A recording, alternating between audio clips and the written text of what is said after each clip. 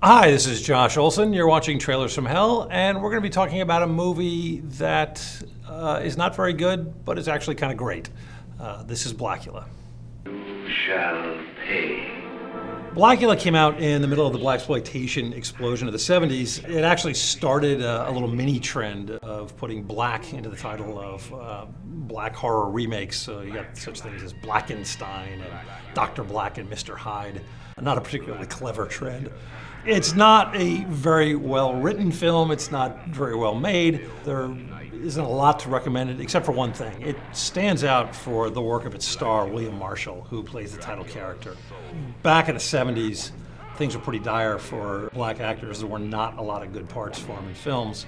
If you were a highly trained, highly gifted black actor, you really couldn't afford to be picky if you wanted to be in movies.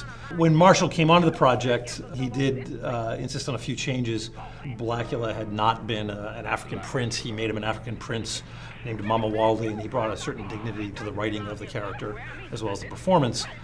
In the film, Mama Waldy comes to America and meets a young woman he thinks is the reincarnation of his long-dead beloved wife. He was turned into a vampire by the original Dracula and given the rather insulting nickname of Blacula.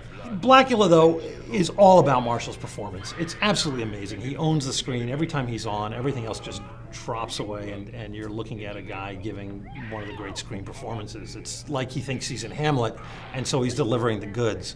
And in the process, he just elevates everything around him. I can't tell you how powerful his performance is, how much you're going to feel for him. It's gut-wrenching and heartbreaking. Marshall went on to a pretty solid career working for many years in features and TV. He's best remembered, if not for Blacula, as the king of cartoons on Pee-wee's Playhouse. Blacula from American International Pictures.